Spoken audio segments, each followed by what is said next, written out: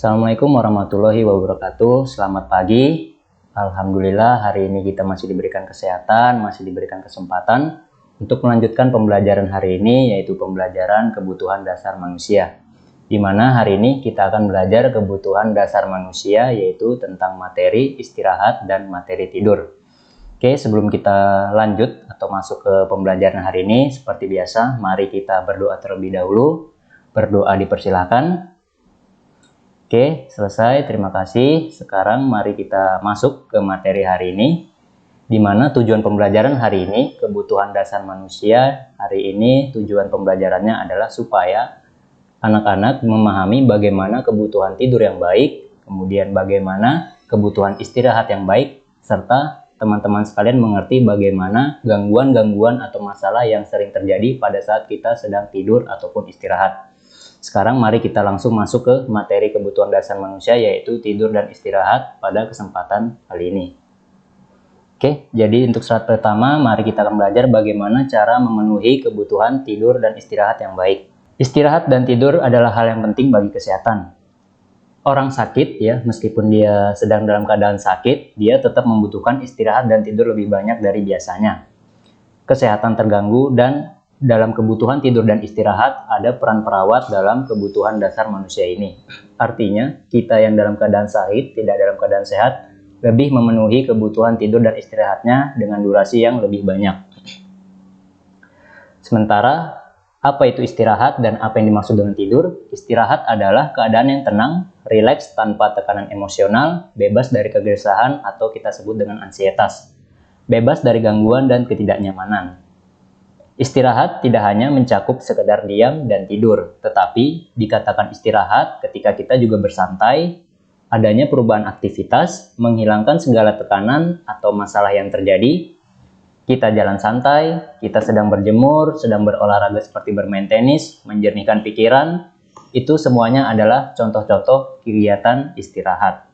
Jadi, yang dimaksud dengan kegiatan istirahat itu tidak hanya sekedar diam ataupun tidur, tetapi kita jalan santai, kita sedang berjemur, kemudian kita berolahraga seperti bermain tenis, olahraga yang sifatnya lebih rileks, itu juga adalah kegiatan-kegiatan yang disebut dengan istirahat. Seorang ahli bernama Naro mengatakan seseorang dikatakan beristirahat apabila dia menerima keadaan, kemudian orang tersebut memahami apa yang terjadi, dia merasa segala sesuatu di bawah kesadaran, bebas dari hal-hal yang bersifat tidak menyenangkan, puas dengan aktivitas yang dilakukannya, serta mengetahui akan mendapatkan bantuan jika dibutuhkan. Itu adalah penjelasan terkait istirahat. Jadi yang dimaksud dengan istirahat tadi adalah dia tidak sekedar diam dan tidur, tetapi apabila dia melakukan aktivitas-aktivitas yang tujuannya merilekskan otot dan saraf seperti dia berolahraga, bermain tenis, itu juga adalah salah satu kegiatan istirahat. Sementara untuk kebutuhan tidur adalah suatu keadaan istirahat namun diam dan berada di alam bawah sadar di mana seseorang itu masih bisa dibangunkan dengan pemberian rangsang. Artinya kalau istirahat tadi dia dalam keadaan sadar, kalau kegiatan tidur adalah dia dalam keadaan tidak sadar di bawah alam sadar manusia. Kemudian masih bisa dibangunkan apabila dia mendapatkan rangsangan dari luar. Kemudian apa saja yang dimaksud dengan karakteristik tidur? Tidur memiliki beberapa karakteristik seperti yang pertama, adanya perubahan kesadaran dari kesadaran normal menjadi di bawah kesadaran. Tingkat kesadaran masing-masing orang itu berbeda. Aktivitas fisiknya minim, jadi dia jarang melakukan aktivitas seperti kegiatan sehari-hari. Adanya perubahan proses fisiologis tubuh, artinya di mana dia dalam keadaan sadar, fisiologis tubuhnya itu kerjanya meningkat, sementara dia dalam keadaan tidur, fisiologisnya itu kerjanya akan menurun. Terjadi penurunan respon terhadap rangsangan dari luar. Untuk waktu tidur, manusia hampir sepertiga dari waktu kita gunakan untuk tidur. Jadi hampir 24 jam, sepertiga dari 24 jam digunakan manusia untuk tidur. Karena adanya keyakinan bahwa tidur dapat memulihkan fisik, mengurangi stres dan kecemasan setelah seharian beraktivitas, serta dapat meningkatkan kemampuan konsentrasi dalam melakukan aktivitas rutin. Sementara mengapa manusia harus tidur? Tentunya ada fungsi-fungsi atau manfaat mengapa manusia itu harus tidur. Tujuan pembelajaran materi hari ini, kebutuhan istirahat dan tidur, adalah supaya teman-teman atau anak-anak sekalian memahami betapa pentingnya kebutuhan tidur dan istirahat. Karena kebutuhan tidur dan istirahat ini adalah kebutuhan dasar manusia yang harus dipenuhi. Mutlak harus dilakukan oleh manusia. Sementara untuk fungsi tidur tadi apa? Yang pertama adalah untuk menjaga keseimbangan tubuh seseorang, menjaga mental, serta menjaga keadaan emosional dan kesehatan seseorang. Kemudian tentunya melindungi tubuh. Tidur juga akan menjaga konservasi energi, akan merestorasi otak, artinya akan merefresh kembali otak, membuat otak kita beristirahat setelah seharian berpikir. Kemudian meningkatkan fungsi imunitas, artinya meningkatkan sistem kekebalan tubuh, regulasi suhu tubuh, mengatur suhu tubuh kita, dan restorasi badan dan otak, artinya merilekskan dan merefreshkan kondisi tubuh yang sudah dilakukan aktivitas dalam keadaan sehari-hari. Sementara apa yang terjadi apabila seseorang kekurangan tidur, akan timbul beberapa dampak, seperti kalau masih usia remaja, dampak-dampaknya adalah yang pertama akan meningkatkan angka ketidakhadiran di kelas. Jadi tentunya apabila dia kekurangan tidur pada malam hari, dia akan merasa ngantuk dan kemudian dia akan merasa malas untuk pergi bersekolah.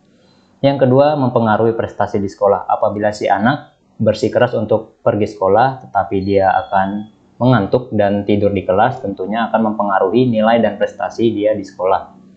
Meningkatkan penggunaan alkohol dan rokok, karena dia kekurangan tidur, otomatis seorang anak akan berfokus untuk melakukan kegiatan seperti penggunaan alkohol dan merokok. Meningkatkan resiko obesitas. Mengapa kekurangan tidur bisa meningkatkan resiko obesitas? Karena pada malam hari biasanya akan timbul, seseorang itu akan merasakan lapar, kemudian pada malam hari yang seharusnya kita beristirahat, tubuh kita harusnya tidur, dia malah untuk makan dan minum karena dia merasakan lapar tersebut, sehingga meningkatkan resiko obesitas atau kegemukan. Dan dampak kekurangan tidur selanjutnya yaitu akan menurunkan daya tahan tubuh atau sistem imunitas tubuh bagi seseorang yang kekurangan tidur. Jadi itu adalah dampak atau akibat yang terjadi apabila kita atau seseorang itu sedang kekurangan tidur, atau waktu jumlah kita itu tidur tidak melebihi dari 8 jam. Karena normalnya seseorang untuk tidur adalah 7-8 jam. Perubahan fisiologis selama tidur. Artinya ketika kita tidur, organ-organ di dalam tubuh kita bekerjanya juga akan menurun. Yang pertama, penurunan tekanan darah. Artinya sistem jantung kita fungsinya akan menurun. Penurunan denyut nadi, terjadi dilatasi pembuluh darah perifer. Kadang-kadang terjadi peningkatan aktivitas gastrointestinal atau pada sistem pencernaan kita. Seperti tadi, seseorang akan merasakan lapar pada waktu malam hari. Kemudian relaksasi otot rangka dan penurunan BMR 10-30%. Studi yang dilakukan pada orang-orang yang kehilangan tidur, artinya ada sebuah penelitian yang dilakukan kepada seseorang atau orang-orang yang kehilangan tidur atau waktu tidurnya itu kurang, bisa mengakibatkan orang tersebut menjadi kurang dapat berintegrasi, artinya dia kurang fokus dengan baik dan kurang efektif. Artinya dia menjalankan aktivitas itu menjadi kurang fokus dan kurang efektif. Mereka menunjukkan tanda-tanda kebingungan. Jadi akan timbul tanda-tanda atau gejala-gejala seseorang itu kebingungan, gampang curiga, dan seseorang tersebut gampang menyerah. Jadi seseorang yang kekurangan tidur atau jumlah tidurnya itu tidak cukup, dia akan menunjukkan tanda-tanda kebingungan, dia akan gampang curiga, dan juga gampang menyerah, tidak memiliki rasa semangat. Mereka juga akan terlihat khawatir, tak merasa aman, dan lekas marah. Dan mereka memiliki gejala-gejala lain, yaitu peningkatan selera makan pada malam hari, di mana tubuh mereka seharusnya beristirahat, seharusnya tidur, tetapi mereka malah makan dan minum karena mereka merasakan lapar pada malam hari. Dan peningkatan berat badan secara pasti. Kekurangan tidur pada tahap keempat, artinya tidur memiliki tahapan-tahapan, yaitu ada tahapan REM dan tahapan non-REM. Ada dua tahapan REM dan tahapan non-REM. Tahapan non-REM atau NREM ini ada 4 tahap, dan biasanya kekurangan tidur itu terjadi pada tahap keempat NREM. Menyebabkan orang mengalami banyak kerugian. Secara fisik, jadi secara tampilan fisik mereka merasa tidak nyaman, cenderung menarik diri dari lingkungan sosial dan teman-temannya. Tidak agresif, tidak ramah, dan seseorang yang kekurangan tidur juga akan menunjukkan adanya keluhan-keluhan fisik dan perasaan. Ada penelitian lain menunjukkan bahwa tidur nyenyak lebih penting dari tidur bermimpi. Jadi ada penelitian menunjukkan bahwa kalau kita tidurnya lebih nyenyak, itu lebih penting dibanding kita tidurnya sedang bermimpi. Dengan kata lain, kebutuhan tidur nyenyak dipenuhi terlebih dahulu. Artinya kita mengutamakan, mendahulukan untuk mempunyai tidur yang nyenyak dibanding kita tidur untuk bermimpi. Tubuh mencoba membangun kembali keseimbangan normalnya di antara tahap-tahap tidur tersebut. Tidur pada siang hari tidak memiliki ritme atau irama yang sama dengan tidur di malam hari. Tidur tahapan REM lebih menonjol selama tidur pagi dan tidur tahap 4 non-REM lebih menonjol di malam hari. Sementara untuk tahapan tidur ada dua, tahapan non-REM dan REM. NREM itu adalah non-rapid eye movement dan yang kedua adalah tahapan REM, rapid eye movement. Apa itu yang dimaksud dengan tahapan pertama, yaitu tahapan NREM? Tahapan NREM merupakan tahap transisi atau peralihan antara bangun dan tidur. Jadi tahapan NREM itu adalah tahap peralihan dari kita dalam keadaan sadar, yaitu bangun, beralih ke dalam keadaan tidak sadar, yaitu tidur. Atau disebut juga gelombang pendek dan gelombang lambat. Dari tahapan NREM ini kembali dibagi menjadi 4, yaitu tahapan NREM pertama, yaitu tahap transisi. Ada tahapan NREM kedua, di mana proses tubuh akan terus menurun, fungsi kerja organ dalam tubuh juga akan terus menurun. Kemudian lanjut ke tahapan non-REM tahap ketiga, artinya lebih dalam lagi, tidurnya lebih dalam lagi. Biasanya kalau sudah di tahapan non-REM tahap 3 ini mereka akan sulit bangun, ya, dan fungsi denyut nadi dan frekuensi nafas juga lebih menurun, lebih lambat. Kemudian tahapan NREM yang keempat, biasanya organ-organ dalam tubuh juga fungsinya lebih menurun lagi, kerjanya juga lebih menurun. Setelah melewati tahapan NREM yang ada 4 tadi, 4 tahap, 4 fase, kemudian dia akan masuk ke tahap kedua, yaitu tahapan REM. Jadi tahapan NREM 1, 2, 3, dan 4, kemudian masuk ke tahapan terakhir, yaitu tahapan REM. Di mana tahapan REM ini biasa terjadi selama 5-30 menit.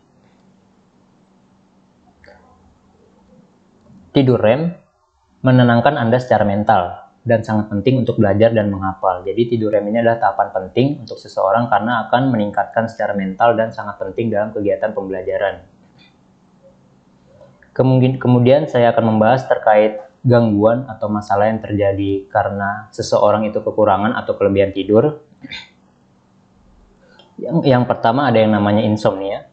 Dikatakan insomnia apabila seseorang itu mengalami kekurangan tidur atau sulit untuk tidur. Insomnia sendiri dibagi menjadi 3, yaitu ada insomnia inisial, insomnia intermiten, dan insomnia terminal. Setelah ada insomnia, ada yang dimaksud dengan parasomnia. Parasomnia adalah di mana perilaku yang dapat mengganggu tidur atau muncul saat seseorang tidur. Artinya ada aktivitas atau perilaku yang sering terjadi ketika kita sedang tidur. Seperti kita kadang merasa tidur berjalan, kemudian kita mengigau atau mimpi buruk, atau kadang seseorang itu biasanya mengalami yang namanya bruxisme atau mengadu gigi. Kemudian ada gangguan selanjutnya yaitu hipersomnia, yaitu kebalikan dari insomnia tadi. Kalau insomnia tadi adalah kekurangan tidur, artinya dia sulit tidur, waktu tidur durasinya itu juga kurang dari 8 jam. Kalau hipersomnia berarti kebalikan dari insomnia, di mana durasi dia tidur atau jumlah tidur dia itu lebih dari 8 jam.